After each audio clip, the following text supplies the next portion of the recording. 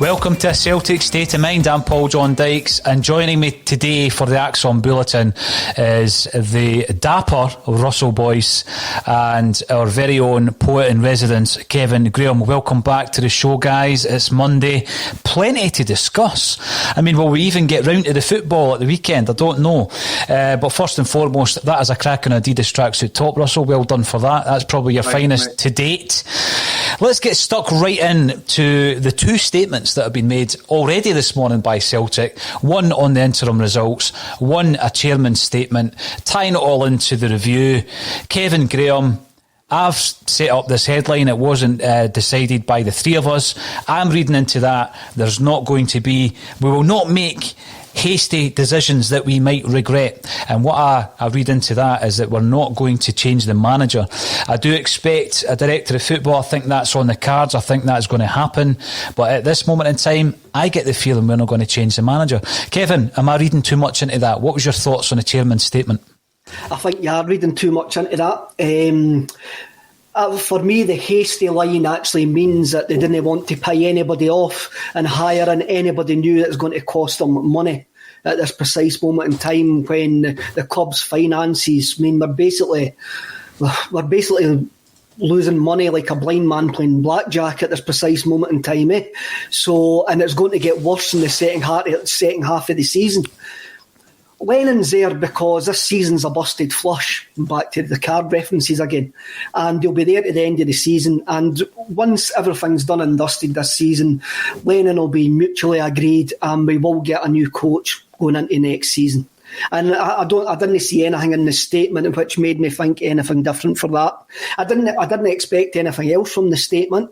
Then what's came out, I've seen some people gone absolutely nuclear about it, and I'm going, well, what did you expect them to say? They haven't said nothing for October.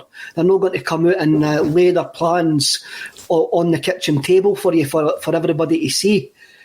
I was quite glad that the chairman's statement actually highlighted the value of the season book, because I see a lot. I see a lot of people talking. Someone else has just read the statement. Somebody else has just read the statement, Kevin, I'll let you deal with that whilst I ask Russell. The chairman's statement also said we are in the period of review. So this isn't a full stop in relation to this managerial review that we were promised on the 7th of December. Russell, Kevin's just dealing with other matters that kind of rise when you're doing a live broadcast.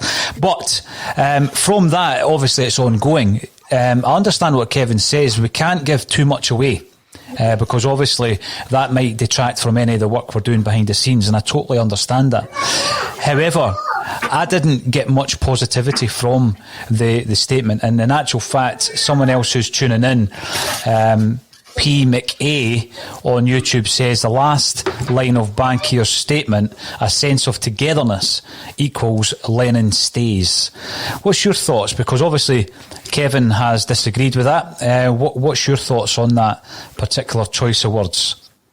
I think, because we've been so desperate for some sort of statement to come out and some sort of transparency from the board, it could be quite easy and fresh after it being released for us just to read a wee bit too much in every single word that's mentioned on it.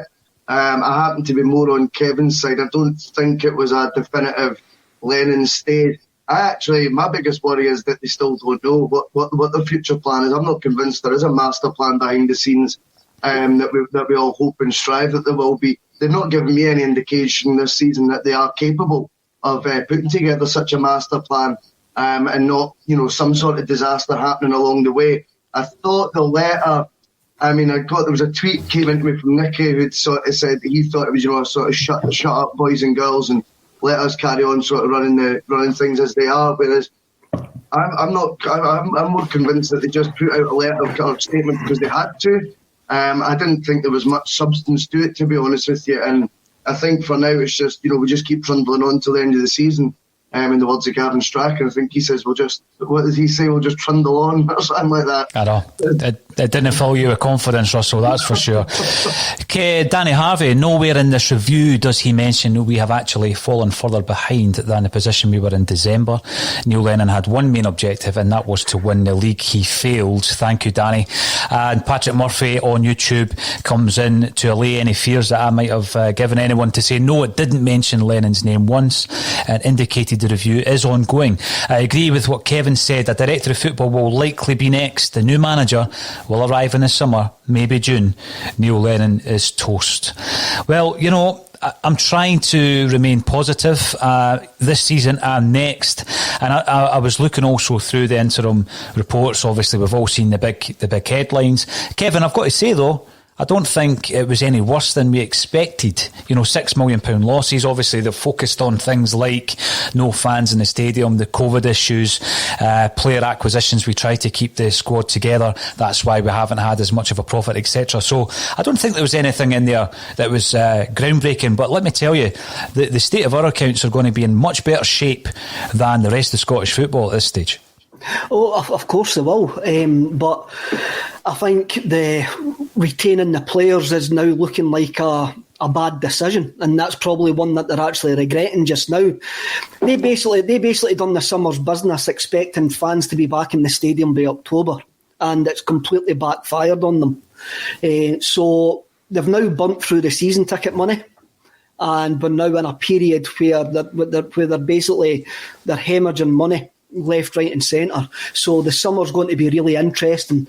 And I think this is where a lot of the fans get impatient, and quite rightly so at times. They get impatient because nothing moves quick. Celtic don't move quick. The PLC don't move quick.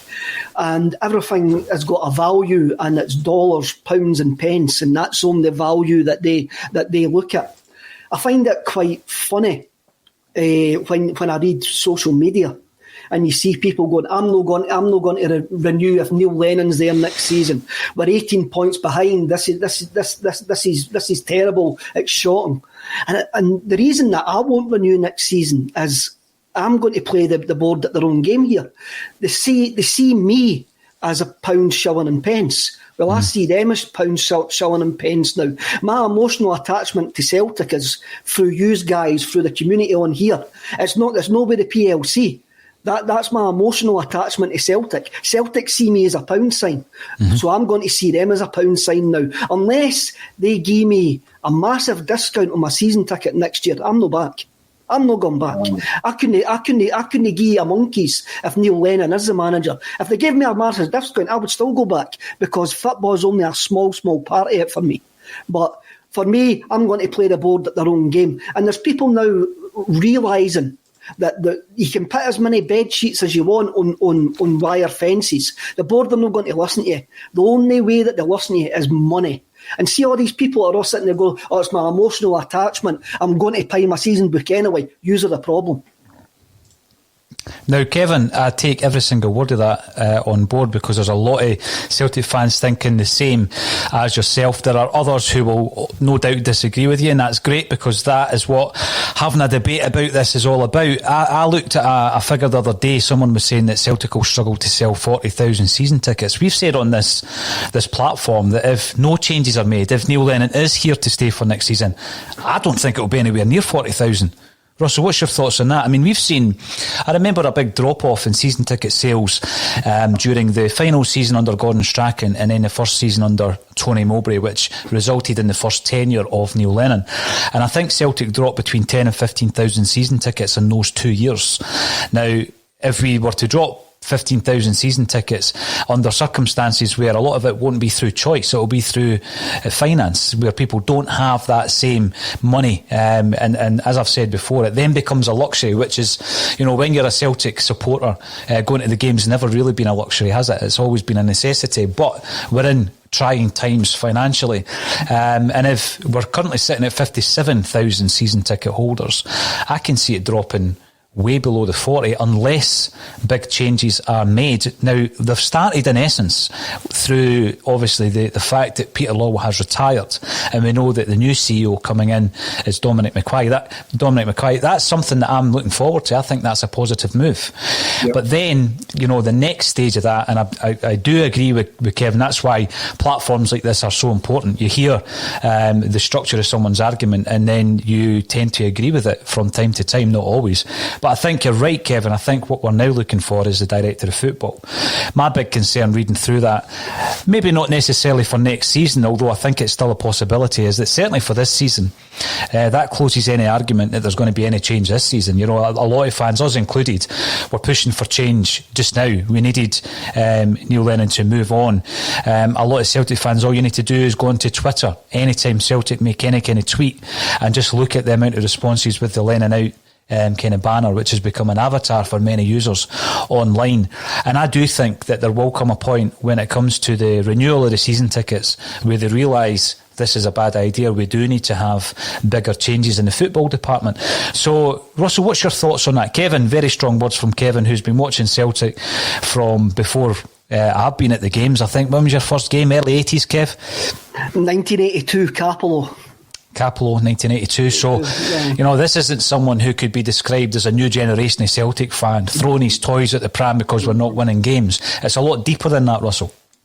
No, totally. And I think, obviously they found themselves in really difficult positions. I think, to be fair to the board, I think Kev was right to say, it backfired maybe retaining the key assets, but the flip side being, if we were 23 points behind and we'd sold our key assets last summer as well, it would have been obvious that had been what we would have pinned all the blame on.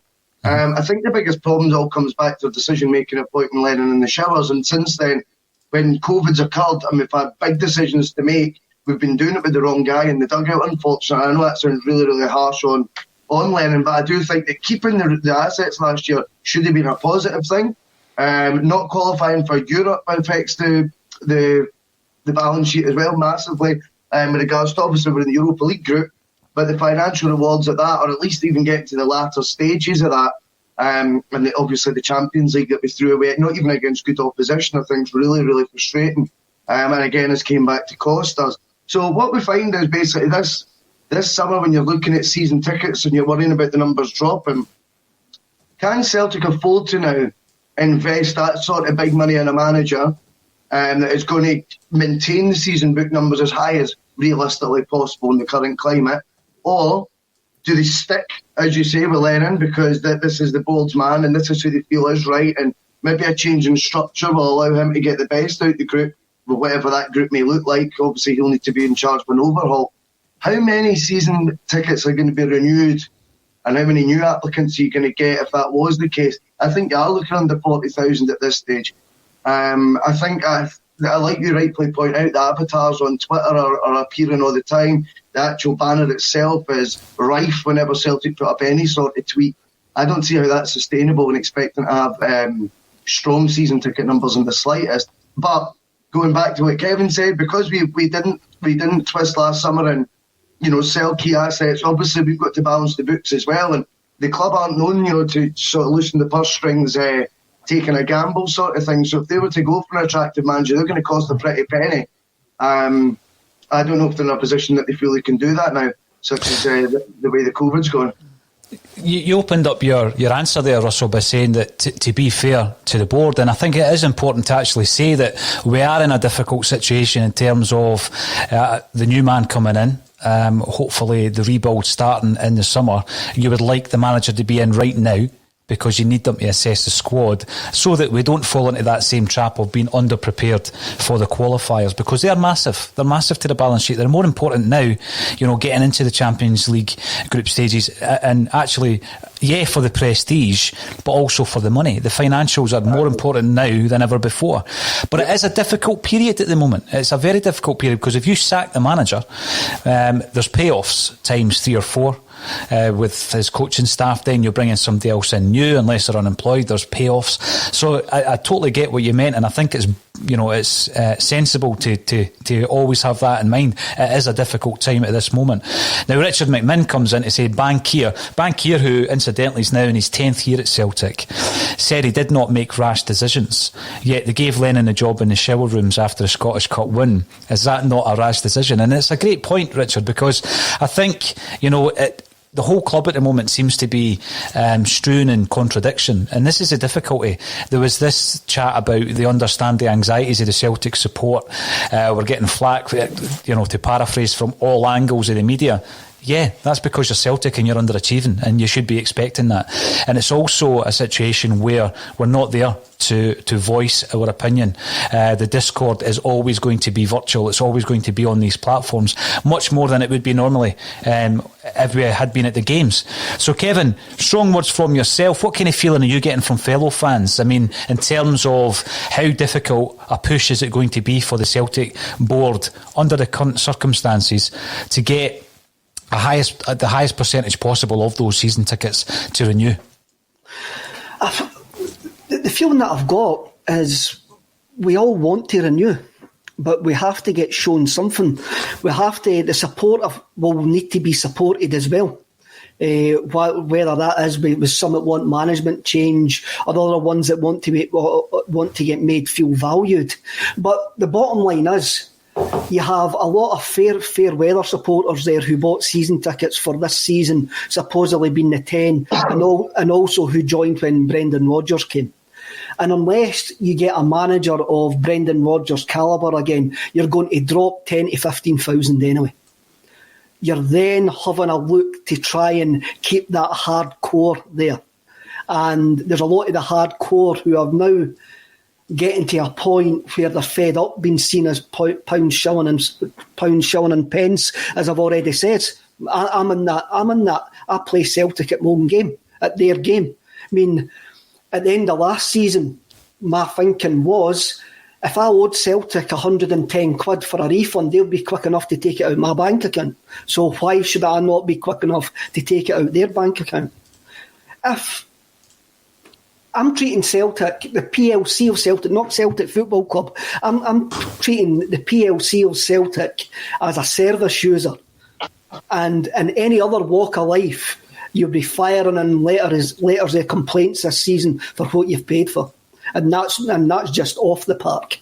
That's not even on it. So you would be complaining that you haven't got decent value for money. So why should the football club be any differently? Yes, there's emotional attachment. I didn't want to lose my seat that I've sat in for 20 odd years. I didn't want to no longer sit next to all the guys in the supporters bus. But they've got to show us something. They've got to make the right decision for once.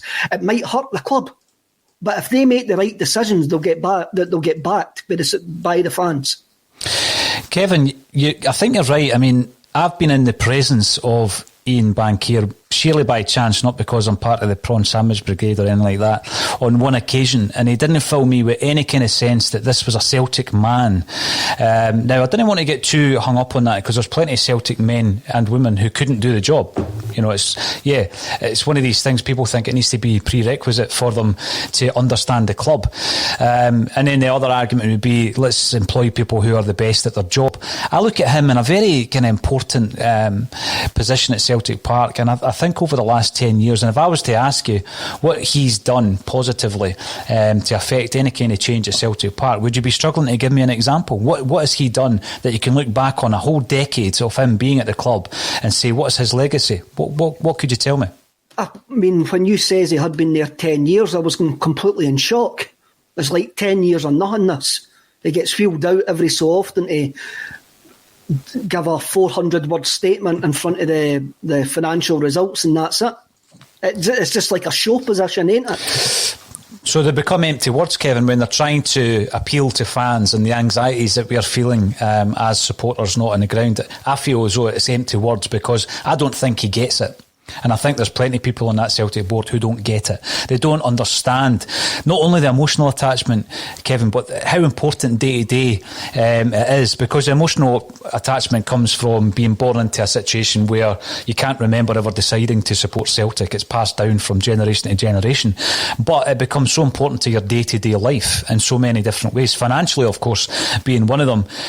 But you know, it's the same in various other countries. We always talk about it being different here in Scotland, but it is a day-to-day, 24-hour-a-day, vacation to be a Celtic supporter. It's not something that you can pick up and put back down. It's like what you were saying there about fair weather supporters, and you're going to get that in all walks of life, Kevin. But we do have a hardcore, and we've seen that throughout the history of the club. You know, going right back in the last 40 years even, where times have been hard. There is always going to be a hardcore, but that hardcore now isn't going to break even. It's not going to balance the book. I don't feel. I think there's enough people who aren't fair weather fans like yourself, Kevin, who will still make difficult and big decisions based on their unhappiness at the way the club is being run.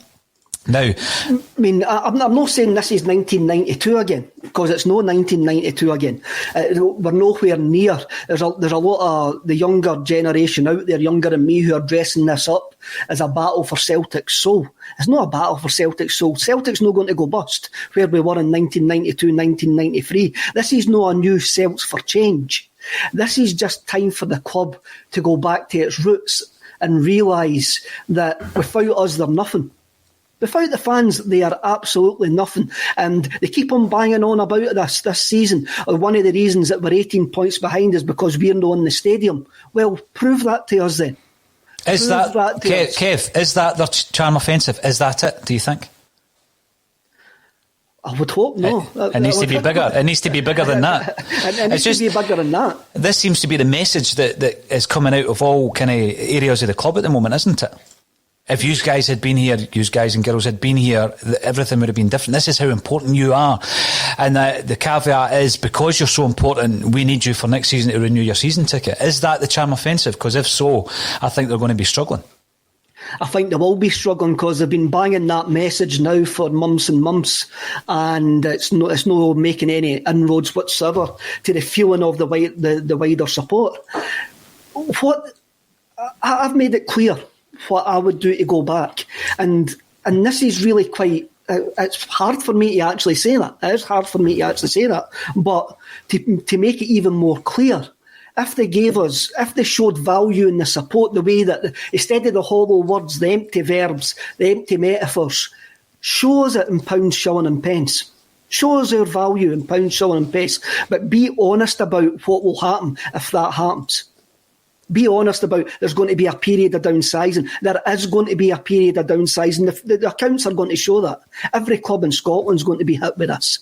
Exactly. And we expect it, you know. So instead of spending £2-3 million on any centre forwards for some God knows where, bring in a decent coaching staff and go, he's going to need to develop players. This might take 1 year, it might take 2 years. We need you to behind you for your support in a season where he's never got into the stadium. Here's X. We want you back in that stadium to support the new man. What do you think that X will be, Kevin? What do you think that will be to get you back in? Because I've seen some suggestions that, it was yourself actually that said that it could take 5 years for you to get your refund back. What do you think it will be? Some kind of plan over those 5 years? Do you think it will be something that they try and offer you in one go? I don't know how they'll be able to do it because there's a lot of clubs, like you've got Motherwell and that, who says they would refund all their supporters for every game that they've missed this season. Now, Motherwell are not Celtic, and they haven't got the cash reserves to probably do that. So it'll be interesting to see what those clubs do. But Celtic have came out right away and says, well, we changed the terms and conditions of your season book, so there's no refunds. But they know, the chairman actually says it in the statement, they know that they can't. Virtual season tickets is not a substitute for the real thing. So they know that they haven't gave value for money this year. So what I would kind of expect, I quite like the annual membership idea that you've fired quite a lot, Paul. But I reckon what you might see is a discount over 3 seasons going forward on season books. And they'll take that into account at the end of the season when they see what their account's going to, what their finances look like. I don't think you'll hear about it quick. I think it'll be closer to the end of the season before they'll do something like that. And they might also make it voluntary. See, the other big thing as well, touching on some of the points Kevin's made, Russell, is obviously that big black hole can also be filled by selling star assets. And I think we're all kind of resigned to the fact that there's going to be massive changes over the summer in playing personnel. But I said yesterday, I think it's almost inconceivable that we would, already having sold Frimpong and set up the sale of Encham, to sell another 3, what you would maybe describe as prized assets, first team stars like Ayer, Christie and Edouard. Now, when you're looking at the books and balancing the books, it's quite clearly stated in there that obviously the selling assets has been one of the reasons why we've ended up with £6 million losses. It's almost as if they're setting us up for the fire sale come the summer. Do you think we'll go all out and sell all 3 of the players I've mentioned, Ayer, Christie and Edouard? I think there's a huge aspect to this. Again, I'm going to sound like I'm going, just reading the same old conversations, but I mean, I think there's a huge argument of who's in charge. Because you need to get to the bottom of why these guys wanted out, whoever they were. We're going to suspect that at least 2 out of those 3 were who Lennon was referring to, I think, last year when he said players want to leave. Now, for me, I appreciate the fact that there's 3 key players and that's on top of their Encham and Frimpong. Looking at 5 guys that are in and around the first team and you're losing that. Can you recover from that? I think there's got to be an argument of what's the point in keeping players if they're not happy, they don't want to be there. I think we've shown this season that that's not worked. As soon as, unless Lennon was just talking nonsense and it was just an excuse at the time, which I don't think it was. I think since then you'd be a bit bold by saying Frimpong's wanted out for weeks if he's not. Do you know what I mean? I don't think that's the case. I think there was a lot of truth in what Lennon said back then. I think it was September, wasn't it, August, that players wanted out. He never got rid of anyone. And that's proven that doesn't work. So whilst the numbers do sound high and it would be obviously devastating on the team to lose Edouard, Ayer and to a lesser extent Christie, I think if all 3 wanted to go and the money's right, then for me that's how we're going to need to face our business going forward, especially to try and get the money obviously back up to the level we want it to be. Do you know what I mean? Because if we're just going to sit with players unhappy, but yet our books need balanced, what's the point? None of it makes sense. I certainly think that I would expect there to be at least 3 players that will leave in the summer. But again, if someone comes in with a new direction, a new future, I would love to see if we appointed someone who has right forward thinking in charge, a bit of pull about him, of that Brendan Rodgers ilk that you were talking about, Kev. I would love, imagine the headline being Celtic appoint the manager and then the next day you see Edouard signs a new 4-year deal. Who cares if it comes a minimum fee release clause? But just sell him the vision and say, look, win back the league, get in the Champions League, smash in the Champions League with better clubs than West Ham interested in you, son. And honestly, we'll insert a clause that if we get the 25 million bid, you can go anyway. Something like that. And I tell you what, that would really get people excited again. So there's some positivity for everyone watching right now. Hopefully it'll happen. You never know. We will talk about the rebuild, and a big part of that will be some of the suggestions that have been made around the potential for a new manager coming in. We have spoken quite a bit, but over the weekend, one name in particular was on the tip of most Celtic fans' tongues. Now, David Boyle, I have never seen a club ignore the fans as much as Celtic have this season. Nothing short disgust. I will be boycotting Celtic if Lennon is in charge next season. Can't take it anymore. I think there's a lot of people like David who are under that kind of impression that, the change is required. Not just all the background change in terms of CEOs and director of footballs. I think you've got to look at the guy leading the team. Can you get the best out of your players. Do you have that figurehead, Russell, as you said, that could get someone excited that currently is already kind of checking out at Celtic Park? I'm almost resigned to the fact that Edouard will go, because I feel he's at his end of his cycle at Celtic. I don't think that Frimpong was. I thought Frimpong still had some development to do at Celtic before he left, but circumstances meant that he's on his way. The bid came in and we've taken it. I actually think that given a new manager like the scenario you've just described, Russell, we could get something more out of Ryan Christie and Ayer as well. But with the manager who's currently in place still being here next season, those players will leave. Kevin, we've also spoken about this assessment period. Now, if you think back to when Neil Lennon left first time round, Ronnie Deila comes in, he's able to assess the squad, and that's every player, even those who are out or have been out on loan. And what he got from that was he got a diamond in Callum McGregor, who had basically been written off as a Celtic player. Now, when he was out on loan to Notts County, Carlisle almost signed him on a permanent deal. Now, can you imagine that? Celtic were prepared to let him go. Carlisle were in trying to sign Callum McGregor, and we would have let him go, but it was actually Carlisle that pulled the plug on the deal quite late in the day. Now, that shows you that there might be a gem out there. I mean, we've got quite a lot of players out on loan, Kevin, but this is part of this assessment period. Now, I'm going to throw a wee name into the mix, simply because when Kevin challenged me last October after the game at Pittodrie, Kevin, and I basically, what were you saying? If you could appoint somebody right now, who would it be? Who do you go for, Paul? And I uttered the immortal line, Roberto Martinez and Sean Maloney. Now you're laughing, because that's what everybody did when I said it. But over the weekend, people have been really impressed, obviously, with Sean Maloney and the way that he discusses the game. And I know that doesn't make you a manager. There's loads of guys who can talk a good game. But the more you hear from Sean Maloney, the more impressed you become in terms of a coach who you think, could he work with an experienced director of football? Potentially. People are then saying, he actually resides in Glasgow. I know that he's got the job with Belgium with his ex-Wigan boss Martinez, but Sean Maloney resides in Glasgow. Kevin Graham, I'm going to ask you, do you think he's got it in his locker to be a future Celtic boss? I think it would be an interesting appointment, a really, really interesting appointment. He's one of these coaches that is really highly rated in European levels as well. I remember reading an article about it, and he was tipped as one to watch. Would he have the necessary stature? And that doesn't mean Kenny's a wee guy, but would he have the necessary stature to actually take it on as his first job? I think so. I think he's a confident wee fella. What we need a development coach, and depending who we'd put around him, and he would need to make that choice who would go round about him, then I think it would be a really interesting appointment. I said last week that there's two lists.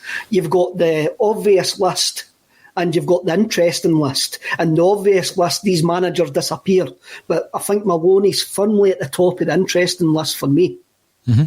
Oh, you're absolutely right. I mean, I don't know what would come with Sean Maloney in terms of a backroom staff, who he would work alongside. But I'm like yourself, Kevin. It is an interesting one. He's one of these guys that's so highly rated, that he's the second to Martinez with the number one ranked country in the world. Russell, what's your thoughts on wee Maloney?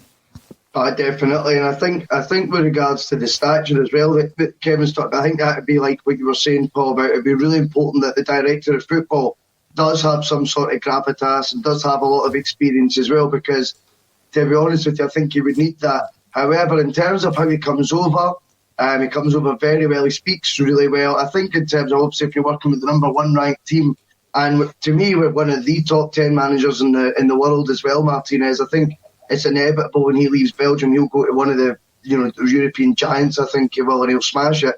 I just think the methods that he'll be using, all the education Maloney will have had within that setup. And then, of course, it comes to what the expectation levels are like at Celtic and whether you can understand that. Well, he knows only too well what the expectation levels are. He knows exactly what it was like to be part of a successful Celtic side, because he was there under O'Neill. And maybe not so successful. I think he was re-signed by Mowbray, wasn't he, initially? Stratton re-signed him. Made his second debut against Falkirk, yes, Celtic Park. I remember that. I mean, some great comments coming in. Caplo Mark on YouTube. If you are watching on YouTube, ladies and gents, please remember to subscribe on there. We've got loads of daily content coming through. Caplo Mark, who is a regular contributor to the show, so thank you very much for getting involved. There is a complete disregard and disrespect from the board towards the fans. It's obvious we are looked upon as customers only, going back to what you were saying, Kevin. Wayne Jackson also on YouTube. I wouldn't be surprised if we put together a strong finish. Results wise, Lennon will still be here next season. This has actually just sparked a wee memory in my mind here in regards to the interim report. Under the highlights section, being second in the league. Russell Boyce, what was that all about? Highlights? Yeah. And there was one of the other highlights, was it not the conclusion of our most successful domestic thing? I thought, how can the conclusion of it be a highlight? But I mean, if you're struggling for headlines, then that's what you've got to do. So yeah, I was laughing at those as well. I'm not going to lie to you.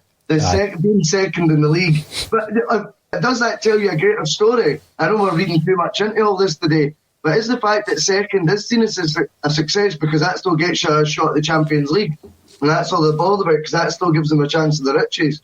Maybe 10 in a row isn't that big a deal to them.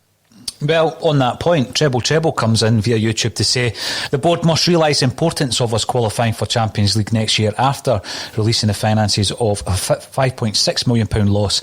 They have to get, that would have been 5.2, no, Dubai will be in next year's. They have to get this new restructuring right, no room for error. And I think the first words that came out your mouth today, Russell, was in relation to, in fairness to the board. And yeah, you do have to try and be balanced. But you're right, there is absolutely no room for error. And that, again, is bizarre when you think about the level of domination and the forward planning that should have been in place. But we can't even forward plan to have a right back on the books who's capable of taking over if we sell Frimpong to such a degree that we nip out and get someone in on loan as well. But with regards to the finances, far more people coming in, like yourself, Kevin. It's simple, no renewal until Lennon goes. Do the club think that this is fan engagement? Serious question, Kevin Graham, releasing a couple of statements on a Monday. Do they think, right, that's the chairman engaged with the fans now? Do they believe that's what it is these days? I think that's probably the bare minimum. I don't think they do reckon it as fan engagement at the right level. What I would look for fan engagement now, I would like to see all olive branches come for the club to season ticket holders and that. Look, it's been made perfectly clear that chucking bricks at buses, putting banners up, wee stupid avatars on social media is not going to work. This season has been a season to forget, and we didn't want it repeated. So for it not to be repeated, then we've got to work together. We've got to come together. We've got to work together. And this is where the club should be gone from now to the end of the season. End all these divisions and start being open and honest and getting on board with the fans. Talk to the organisations that can talk to the season ticket holders that can talk to. And that's up to the organisation as well. Instead of going in all guns blazing, going in and go, how can we sort this now? Because this season's gone. There's no point coming in and shouting and going, you should have done this, you should have done that. It's past, it's gone, forget about it. We need to move forward, and that's where we should be now. And I don't think that statement today really does anything like that. But for me, if I was a club or a member of a prominent supporters organisation, I would be behind the scenes offering an olive branch, trying to get in with the new CEO and trying to plan for the future. Billy Boy with an H32 comes in from YouTube to say, if Celtic have to balance the books, there will be no top drawer manager coming in. Right, absolutely. You look at some of the salaries of some of the top drawer managers that we've discussed on this very podcast over the weeks, but I think that's what makes Sean Maloney quite an interesting proposition, isn't it? Because you wouldn't say he's a top drawer manager. Obviously he's working under a top drawer manager in Martinez, but then there is an element of risk by giving him his first managerial post. I've seen a lot of positives coming through the Celtic channels online on social media over the last couple of days about Maloney. Russell, is it a risk worth taking, getting someone in like Maloney, someone who hasn't proved himself yet? I think there's two sides to the argument, because I think obviously with Maloney, I think he would certainly fall into affordable bracket, so therefore that's less risky. However, there is obviously the risk element that he's got no managerial experience. The flip side is, if you go for a manager, right, who's got bags of experience and costs top dollar, chances are you're going to be successful. And I've said it on here before that I reckon that the more you spend on a manager, the more money they would make your club. I don't see any argument against that. I don't think that the competition domestically is something that if you were bringing in a Rangnick you spoke about a couple of weeks ago, someone of that ilk, if you're bringing that in, I think they could blow away the competition domestically again. We've seen it before. It can happen again, certainly, especially when I don't think the competition is out of this world at this present time. And then, obviously, you would be then hoping for them to take that next level. 2 to 3 years in the Champions League. That's what I think would be realistic at first. 2 to 3 seasons in the Champions League, £60 million back. Maybe one of them you get to the latter stages and it's 35 million you made that year. So is it a big risk spending a lot of money on a manager? It can't guarantee you success, but in nigh on, I think it gives you a far greater chance of making more money for the club. And sometimes I think Celtic haven't speculated to accumulate enough. I think the closest they did ever to that was perhaps last summer in the transfer window. And like Kev says, it's obviously actually backfired, which is why you might end up seeing them this summer not speculating to accumulate. And maybe, someone like a Sean Maloney, we might need to start getting our heads round it being someone that with maybe less experience or doesn't cost as much. Because there are risks on both sides. There are some great points coming through. Michael the boy, Maloney to work with Lenny. I've got to say, Kevin is shaking his head furiously down the bottom of the screen. Here's an interesting one from Red Scotland, Kevin. I find this very well put by Red Scotland. Welcome back to the show. You're commenting on YouTube. It is one bad season and embarrassing to have a side like Rangers above us. But if we don't renew, we are giving our support to Rangers by underfunding our own club. To hell with that. Can you see that part of the argument, Kevin? Do you see that side of the argument? I can sit with that. That sits okay with me. That's maybe came out wrong, but I think there's been a lot of, and I didn't want to use the word hysterical, but it has been one bad season in a decade. And that's where I made the comment that this is not 1992. This is one bad season in a decade, but it's been a season that's been coming due to years of bad mistakes, due to the club being run badly for years. Just bad decisions. Every bad decision's caught up with us this season. And I do find, for me, I can only talk personally, but my decision not to renew will not be based on results on the football field. Mm-hmm. It'll be based on how much I feel valued as a supporter of the football club. So here's a question. Neil Lennon no being there next season is not a be all and end all for me. No renewing. Here's a teaser. Feeling valued as a supporter is the be all and end all for me now. Okay, so let's. I know you like parallel universes, Kevin. Let's say we're 18 points ahead of Rangers at this stage of the season, yet the fans have been treated exactly the same way in terms of no engagement throughout the season. The virtual season ticket has been just as poor, yet we've managed to get the results on the football park. Would you be still saying this? Would you still be feeling undervalued even though the results were good on the park? 100%. 100%. Interesting, because obviously I think there's a lot of Celtic fans out there who, and this is not to knock them, it's all about results, isn't it? If it happens on the park. Now, we've had people who were involved in the very early days of Save Our Celts. That was a prerequisite to, a prelude rather to Save Our Celts, Celts for Change. And they said that as soon as they got a wee bit of momentum, Kevin, Celtic results were better on the park, or they signed a new player, or they changed the manager, it just hit a brick wall. Because there's a lot of Celtic fans, it's all about success, it's all about results in the park, and I'm not having a dig at anybody, because the last thing I want to see is Celtic fans falling out and there being divisions. But I find that interesting that even if the results on the park went our way this season, Kevin, you would still be feeling undervalued. Definitely, and even it's quite hard to go into that parallel universe, because if we went into that parallel universe, Dubai would still be a bad idea. It would have still been an absolute disgraceful idea to go to Dubai during a pandemic. And there's just been a few things this season, and even previous seasons, and you spoke about this, and you spoke about this on Friday as well. Even the way that we've handled the boys' club situation, even the way that we've just acted like a corporate brand, which has really, really annoyed me. I mean, I'm not going to say I'm not going to go to the games. But they wouldn't get a season ticket off me. I would support my supporters club. I would still go to games. I would make sure what I see is my emotional attachment to Celtic, which is guys like you and my supporters club and that. I would still go up with them, but I wouldn't be buying a season ticket. I would still go to games. Now, Nicola Sturgeon's just popped up on Sky Sports News. I've got the volume down if anyone wants to update us on anything that might be in relation to an alleged party involving 10 fixed penalties last night, then let us know. It would be interesting to see if there has been an update. You understand now you could type anything in the comments field and I would think that it's gospel. That's how much I trust you. So make sure it's accurate, please. Now, no, Kevin, I get that because Celtic is such a big part of your life on a day-to-day basis. It's not something that you can just switch off. You just can't switch that button off. You know, that's not how it works in football. Certainly not with Celtic in my experience. But one of the big things I've noticed as well on the chat there is talking about how we need to focus again, Russell, on the youth development at Celtic. We've been very disappointed, I think, in the lack of players coming through. They were put under a lot of pressure after the Dubai trip when they were thrown into the team.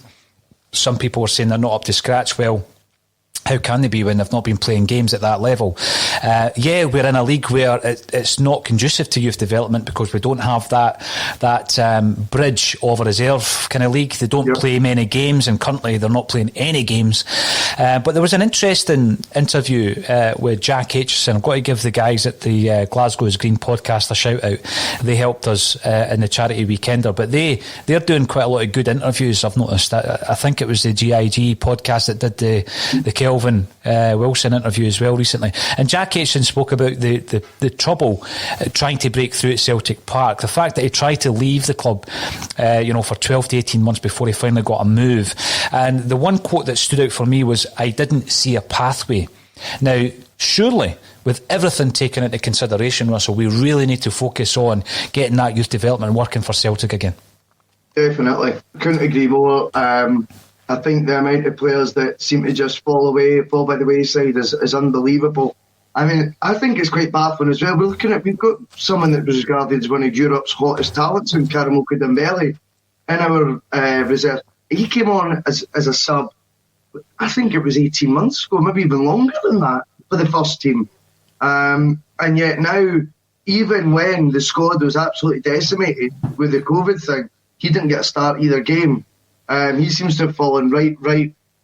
And I think, again, I don't know if it's maybe the lack of reserve game time that's hindering their development, or is it fundamentally, is there something wrong at Celtic with regards to that? Because I definitely think it's always something that the fans can relate to. You need to look at the impact Kieran Tierney had in the club as the most recent example. Stephen Welsh, again, I think was quite insightful. It was okay to fling him in against Rangers. He played a couple of games. And then he was completely removed from the whole equation. He wasn't on the bench for a few weeks. I don't think that's a good sign, a good way of progress in a young player either. I think if they get a chance, a foot in the door, and they don't do anything wrong, then they should remain there on merit. And I'm pretty sure that what the other youngsters would have seen with Stephen Welsh this year, they were the sort of hokey-cokey, 1 foot in, 1 foot out going on. I don't think that's very encouraging for young players looking at that to be is that what they're to aspire to? He gets his debut against Rangers, he's buzzing, then he's hooked out the team for 3 months. I think he played 2 games of that spell, and now he's back in again, which of course might give you encouragement, but it just all seems disjointed.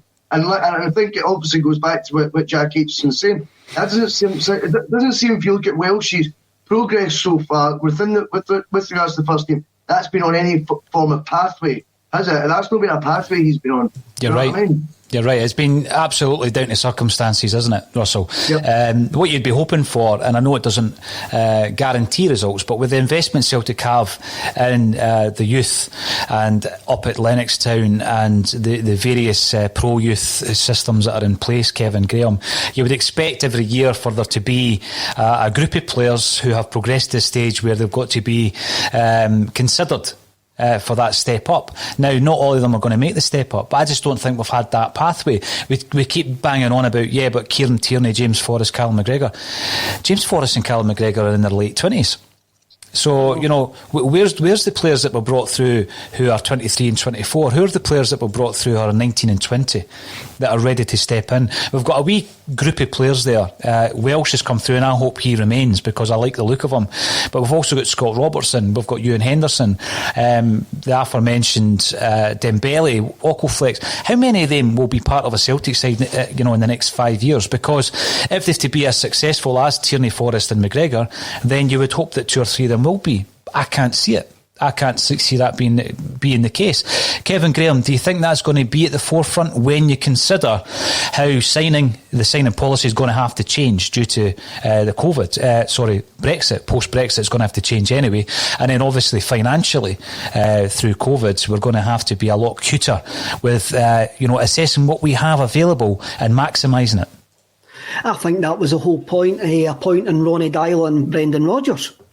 But then we chucked it out with the baby in the bathwater when we reappointed Neil Lennon, who has no history of developing players whatsoever, young players whatsoever. So you appoint Ronnie Dyler, who is a coach. You appoint Brendan Rodgers, who is a coach. So the next appointment, again, has to be a director of football and a coach to come in and rebuild, have a look at that academy. I mean, I think we've had the residential at Lennoxtown for 10 years now, maybe even more than 10 years.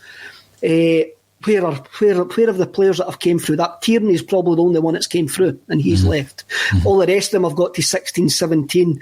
Dembele looks like he's going to leave as well. He was in that setup. You've had guys like Barry Hepburn and Liam Morrison who have ended up going to Bayern Munich. You've had guys who have ended up down in Liverpool. So that shows there's a massive failing at Celtic Football Club. We are producing genuine talent that elite clubs want, but we can't keep them. And this didn't say money, because money's a part of it. But if they players believed that by 18, 19 they would have 20, 30, 40 games for Celtic, they would still be at Celtic. One example, Kevin, Ocoflex. We took him from Arsenal.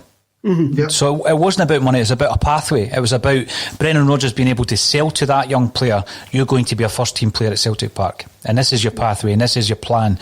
And I think you're absolutely right, and it's not just an opportunity for me to have another go at Neil Lennon. I don't think that's anywhere near being his forte in developing young players. Who in that side just now, and he's not on the side, has he developed? It would be James Forrest, and I think that's due to the fact that he knew him as a young player when Neil Lennon was involved below the first team. I'm going to disagree with that. I'm talking about his initial development from reserve player to first team player, Kevin. You might say he's regressed since Lenny's came back, so I'm maybe preempting your argument there. You're preempting my argument. Brendan Rodgers turned him round. Rodgers because he was on his way out. He was on his way out at that time, wasn't he? Thanks to everybody for all the accurate updates on Sturgeon. Nicola wants a spot on your podcast. She loves Kevin. Also, apparently I can go back to school in 2 weeks. It must be as the Janny, because it's certainly no as a... is that a good one for you, Kev? No, the Wayne's gone back to school. Aye, fantastic. Exactly. But, I mean, let's also talk again about something that I find very interesting. Comments made on social media again by James McLean. Now, this goes right back to the conversation I had, Kevin, you'll remember, with John Barnes. We were talking about, obviously, his argument in relation to the fact that black managers get less time in British football than white managers. And that was a very interesting debate that John and I had. I say a debate, I didn't disagree with him on that point. But what I tried to put across, Kevin, you'll remember, is the anti-Irish sentiment amongst within society as a whole, but also that we do see it in football, particularly in the west of Scotland we see it. But James McLean has spoke out about that, and I think it was very brave of him to do so. And I think he is 100% correct in saying that it seems almost acceptable to have anti-Irish abuse online because, it's not part of any movement that every other broadcaster and media outlet has obviously embraced. I think that Shane Duffy came out in support of him, which is tremendous, and it's time to stamp out anti-Irish rhetoric. Kevin Graham, even when we had that discussion with John Barnes, he didn't take it seriously, did he? He didn't. He batted it away, and again, you didn't disagree with him because he didn't give you the chance to disagree with him. Truthfully, in that interview, he batted that away, and that was one of that was probably the most annoying thing. He just says that's not the same. It is the same. For me, it is the same. Any racism, whether it's like country, colour, creed, race, religion, is the same. And I haven't seen the James McLean comments, so I'm quite glad when he gets it everywhere he goes, because he's quite open about his background. You can't be a Celtic fan and not being on the end of some anti-Irish, anti-Catholic racism, basically. And people in Scotland call it sectarianism. It's no sectarianism, it's anti-Irish, anti-Catholic. And it's the nature of Scotland. It's the way Scotland is, and that's the way it's sold. That's the way it's sold. It's just banter. It's maybe not just banter in certain situations. There is a sort of establishment type historical connotations here, which gives Scotland that being a Protestant. Why that? I can't say that today. So if you know what I mean, I'm not even going to try to say it again. And like in terms of football, but banter, anti-Irish sectarianism is acceptable, and it's been acceptable with the SFA and that for years.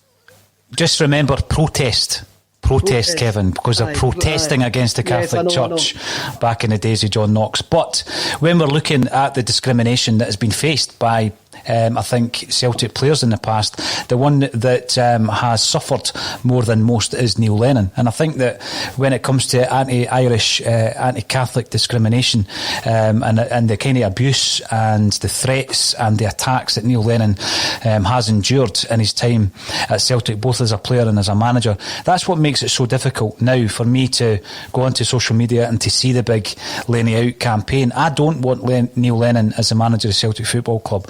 But we've got to ensure that there's a line that isn't crossed in terms of abuse. And I don't mean any Celtic fan is abusing him because of his religion or the place of his birth. Absolutely not. But I just don't want any kind of form of abuse of Neil Lennon. It's time for Neil Lennon to go, absolutely.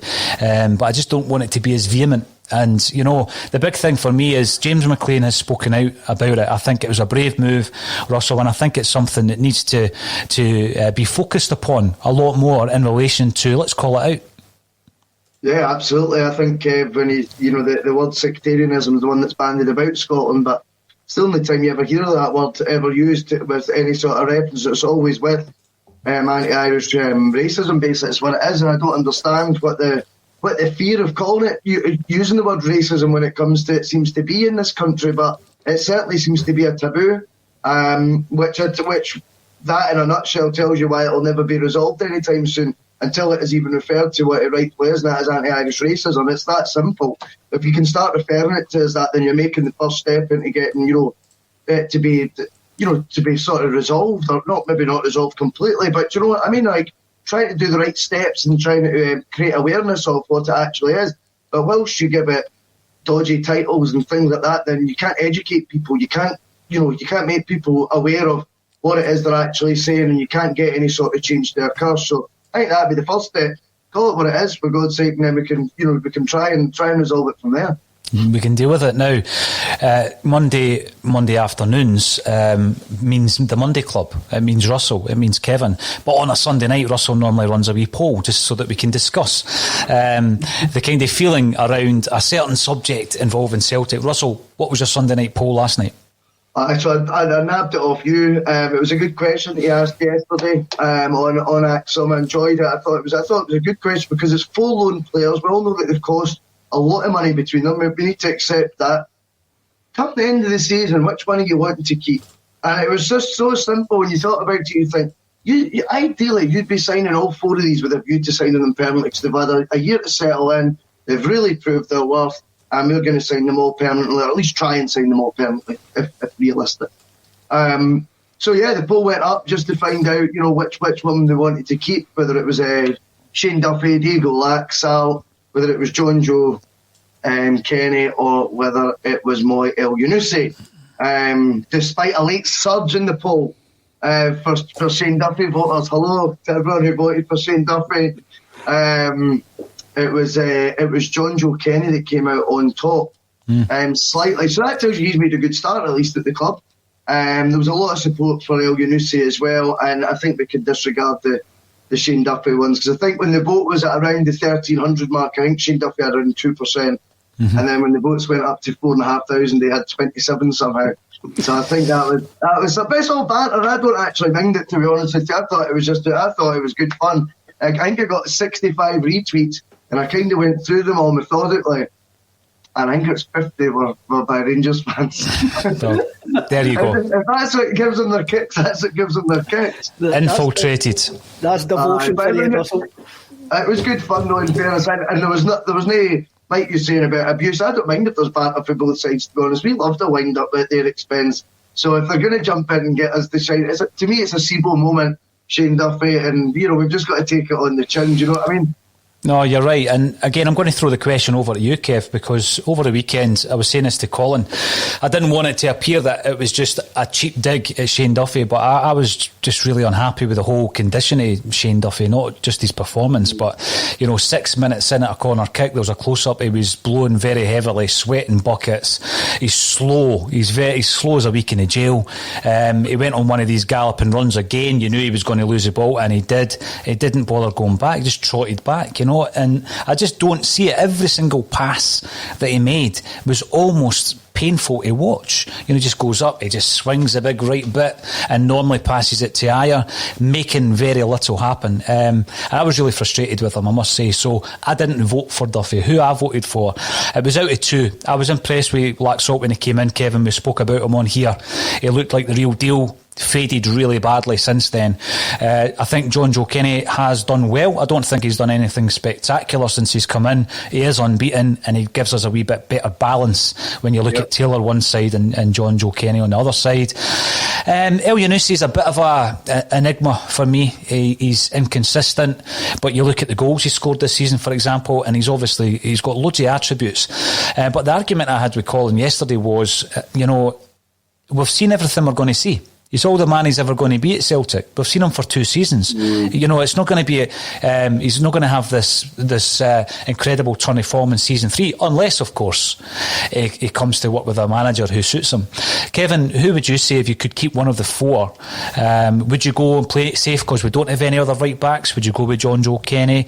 Do you still look at El Yunusi as someone who could be a game changer for Celtic?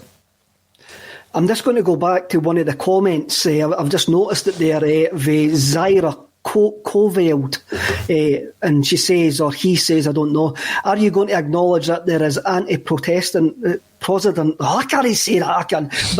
Play. What's going on with me today, man? I'm going to actually agree with that, because I went to a non-denominational school and some Celtic fans struggled to accept me as a Celtic fan because I wasn't a Catholic. And so, how could you manage to say that there and not be able to say Protestant? That was incredible. I don't know. I didn't care. It's just, I've just got something in my head now. It won't make me actually say it. I don't know what it is. Maybe it's bigger. I can't say it. I don't know. No, cut that one out. The loan signing. It's live, Kev. I can't cut it out. Oh, that's on follow, ain't it? Right. Loan signings. I says none of them in the poll. I says absolutely none of them, because that's not the way that we need to go forward. I think it's been a problem with the club over the last 5 years, where we've had guys that come in with loan deals and it's short-termism. I agree with you regarding Moy, Paul. I don't think he's showed enough. We've seen him for 2 seasons. He's hit or miss. Even for £5 million, I wouldn't be interested. Laxalt, sorry, no. John Joe Kenny, I haven't seen enough of him. He's been quiet the last couple of games. We do need a right back, but hopefully I can't see another loan deal for him. Strangely enough, for the crack, I would love to get Duffy back and see him as a league champion next season and Scotland's Player of the Year. just for the crack, man. That would, if we got him for nothing, a Bosman, let's bring him back up and he can have the Celtic career that he's always dreamed of. He might not want to come back now. It's been a busy old day in the world of Celtic, so thanks everybody for getting involved. Twitter, Facebook and YouTube is where you find us live on a daily basis. If you are watching on YouTube, we're building that channel rapidly, and we're providing free daily content. Not just Celtic, although the vast majority of it is at the moment Celtic related, but we've got music, chat shows. We've got quite a lot happening on there, and there's a show on there by Kevin Graham that I'm going to be speaking to him in just a few moments about after we go off. So thank you everybody for getting involved. Thank you Russell Boyce and Kevin Graham for joining me once again on A Celtic State of Mind.